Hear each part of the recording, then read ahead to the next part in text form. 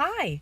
Today's lecture is going to be a continuation from our last, where we started talking about how to write chemical reactions. Today's focus is going to be the last step. How do we balance them? How do we write a chemical equation so that the atoms of our reactants and the atoms of our product are going to be equal in number and type?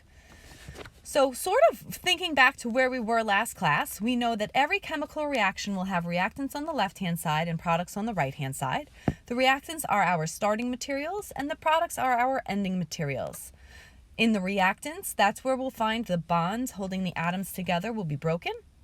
And on the product side, after the atoms or ions, again, my apologies, rearrange, then new bonds are going to form.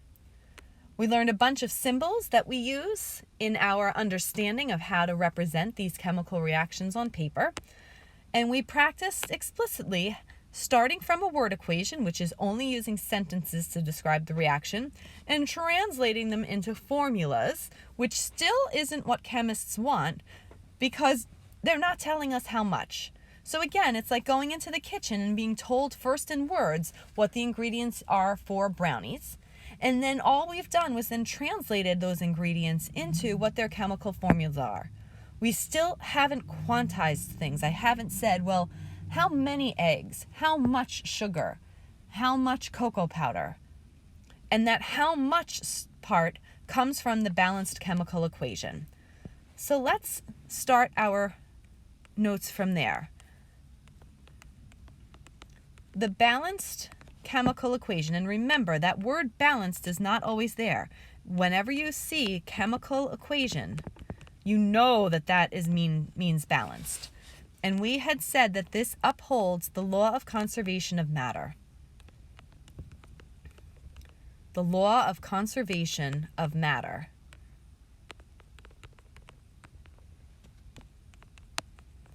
The law of conservation of matter states that matter is neither created nor destroyed in any chemical process. Matter is neither created nor destroyed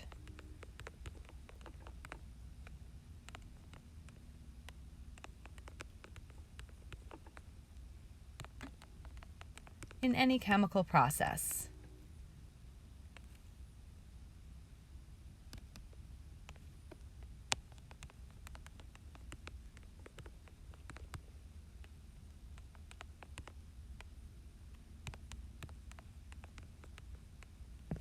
The law of conservation of matter states that matter is neither created nor destroyed in any chemical process. In other words, the matter at the start is equal to the matter at the end. The matter at the start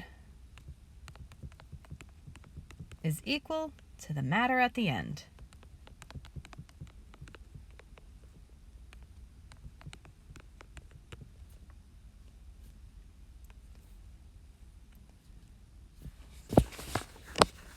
Let's look back at the two reactions we had done last class. We had solid sodium reacting with gaseous chlorine to produce solid sodium chloride. That was our first one. And we had said that perhaps you're able to look at this, and note that the matter we start with and the matter we end with are not the same. Well, first things first. The yield sign is dividing what we're starting with versus what we're ending with, right? Reactants are what we start with, and products are what we end with. We have one sodium atom on the reactant side and two chlorine atoms on the reactant side. When we compare that with what we've got on the product side, one sodium and one chlorine, we'll notice that those quantities are not balanced. Matter is not conserved. So the way we go about balancing it is by going to the side that needs more of something. And you'll notice that I've sort of locked in the atoms of our molecules or our compounds by putting them in this bubble. The only way that I can get more atoms is to add more of the bubble that it's in. The chlorine atoms are the ones that are out of whack. I've got 2 chlorines on the reactant side and only 1 on the product side. I need more chlorines on the product side. Chlorine exists in this bubble where not only is there chlorine, there's also sodium. So by adding another bubble of sodium chloride, now my chlorines are balanced. However, my sodiums are out of whack. So now I go back to my reactant side and balance out my sodiums. Again, sodium, you need to add a bubble. In this instance, the only atom in the bubble is that of sodium. So when I look visually now, I start with 2 sodium atoms, end with 2 sodium atoms, start with 2 chlorine atoms, end with 2 chlorine atoms. Everything is balanced. The matter that I start with, the matter that I end with are equal in type and in number. That is the balanced chemical reaction. My final step in terms of writing my answer is I now need to put a coefficient in front of any of the symbols where I needed more than 1. I needed 2 sodium bubbles to balance this out. Only 1 chlorine, so just like in math class, if you have only 1 X, you just write an X. It's understood that you need 1, otherwise why would you bother writing it? And in front of the sodium chloride, I would need the number 2. Note when I say this is now a balanced reaction, it does not mean that I'm summing up the coefficients, right? 2 plus 1 is 3, and then there's 2 on the product side. That's not balanced because that's not what I'm balancing. I'm trying to balance the atoms that are involved in this chemical reaction. And I say that loosely. I know that sodium chloride is really ions. It's just easier to say atoms when I'm talking about balancing.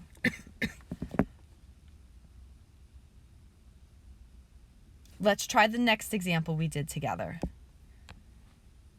The second example we did together was the formation of water. We had hydrogen gas reacting with oxygen gas to produce, when heated, dihydrogen monoxide vapor, or gas.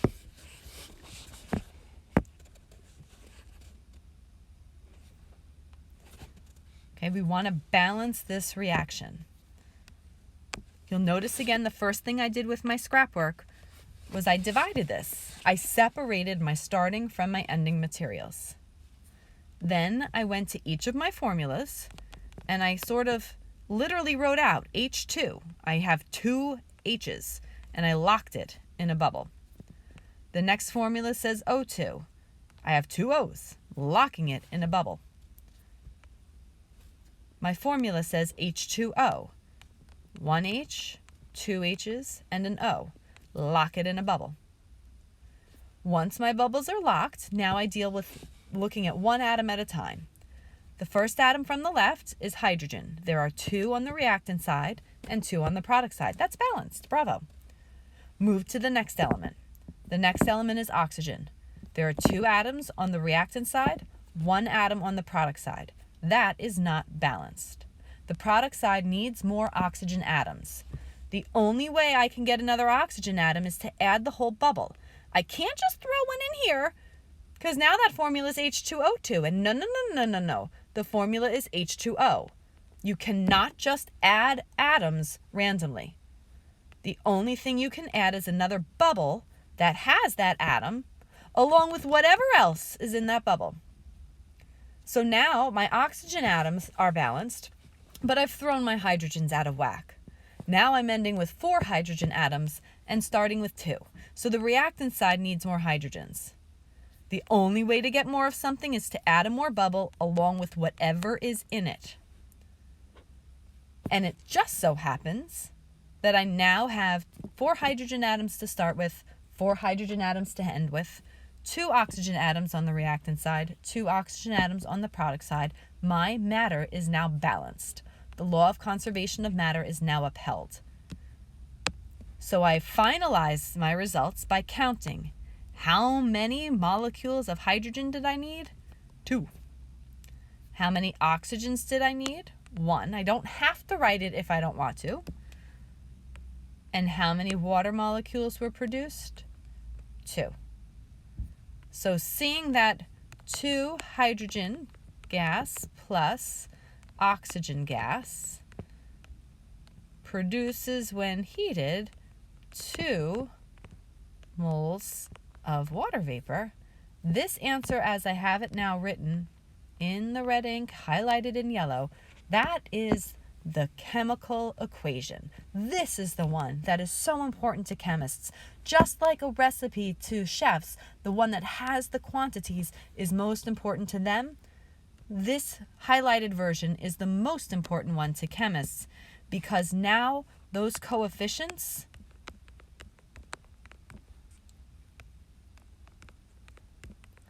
are telling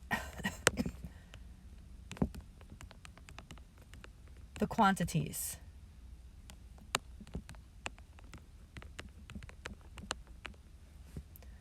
That's like saying 2 cups of hydrogen and 1 cup of oxygen will make 2 cups of water.